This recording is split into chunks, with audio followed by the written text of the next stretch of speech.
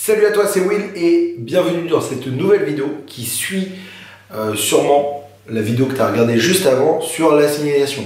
Là, on va aller en détail sur la signalisation et les panneaux de priorité. Parce que, comme je t'ai expliqué juste avant, il y a différentes formes, différentes couleurs qui vont avoir certaines significations.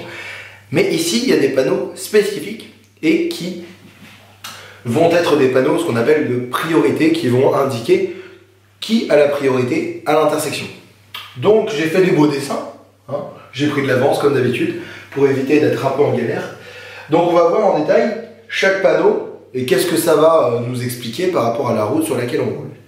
Donc en général on va trouver ce panneau là, ce qu'on appelle un carré en pointe, celui-là ou celui-là, ou on pourrait dire celui-là et celui-là, sur une grande route. Imaginons que tu es sur une route départementale, hors agglomération, une route à double sens de circulation, sans terre-plein central, route limitée à 80 km/h, et bien si tu tombes sur ce panneau-là, un panneau carré en pointe et jaune, c'est un panneau qui va t'indiquer que tu es sur une route prioritaire, ou aussi appelée route à caractère prioritaire.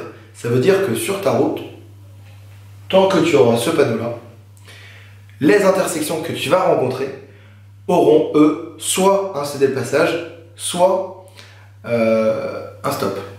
Ça veut dire que tu seras prioritaire et que les gens devront te céder le passage. Qu'ils soient sur la voie de droite ou sur la voie de gauche, tu es prioritaire.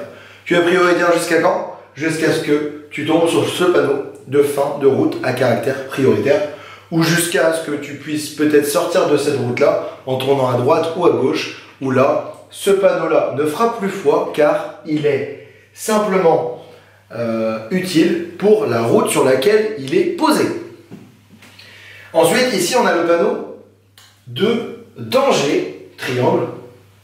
Danger hors agglomération à 150 mètres, en agglomération à 50 mètres, petit rappel par rapport à ce que tu as regardé tout à l'heure.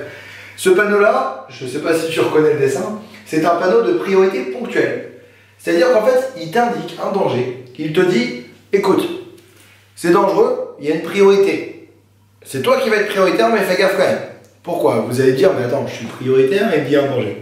Parce qu'en fait, par exemple, tu peux arriver sur une belle route, la même que juste avant, une route hors agglomération, à double sens de circulation, tu roules, tu tombes sur ce panneau-là, et derrière, en fait, tu vas prendre un virage. Et en fait, l'intersection, elle va être dans le virage. Ça veut dire que tu seras prioritaire, peut-être que la personne dans le virage aura un stop, mais il faut que tu roules doucement, parce que la personne qui va partir son stop, il va falloir qu'à un moment ou à un autre, elle parte. Si toi, tu arrives à fond de balle, elle ne pourra jamais partir, ou elle va y aller, mais il va y avoir un accident. Donc c'est pour te dire, tu es prioritaire, mais fais gaffe quand même. Donc priorité ponctuelle. Ce panneau-là, danger avec une croix à l'intérieur. Celui-là, c'est ce qu'on appelle une priorité à droite. Alors tu vas me dire, ouais, mais il y a plein de priorités à droite. Alors effectivement, dans la plupart des villes, notamment en agglomération, on tombe sur des zones 30. Et il n'y a que des zones 30. Et dans ces zones 30-là, il n'y a que des priorités à droite. Et là, ils ne vont pas s'embêter à mettre, je peux te le dire, des panneaux comme ça. Ce panneau-là de priorité à droite, c'est dans des endroits où on peut être susceptible de vouloir que le conducteur ralentisse volontairement, parce que sans le panneau, on se dit qu'il ne va peut-être pas le faire.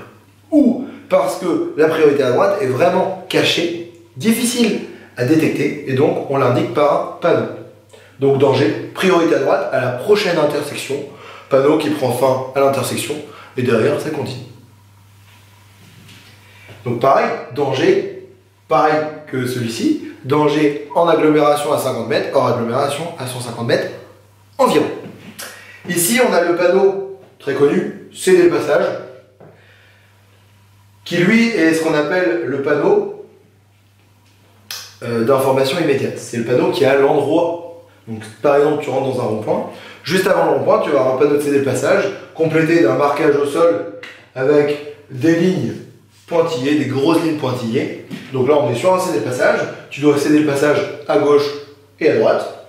Pour un rond-point, en l'occurrence, c'est un peu spécial, céder le passage à gauche aux gens qui sont dans l'anneau. Tu peux tomber sur ce panneau-là. Un panneau de présignalisation. Panneau de céder le passage à 150 mètres. S'il n'y a pas noté ici aucune indication à part 150 mètres, ça veut dire que à 150 mètres, tu tombes sur un céder le passage, donc ce panneau-là avec ce marquage-là. Si par contre tu tombes sur le panneau de céder le passage avec sur le panonceau marqué stop à 150 mètres, tu vas pas tomber sur un céder le passage comme on disait ici avec ça et ce marquage là. Tu vas tomber par contre sur à 150 mètres un stop avec là la ligne blanche épaisse, plus épaisse que ça, un gros marquage avec une ligne blanche. Donc à retenir, parce que c'est la question qu'on a souvent au code, que tu auras souvent au code, à 150 mètres, je tombe sur un céder le passage ou puis-je tomber également sur un stop? Non, il faut ça, stop, à 150 mètres pour tomber sur un stop. Ok?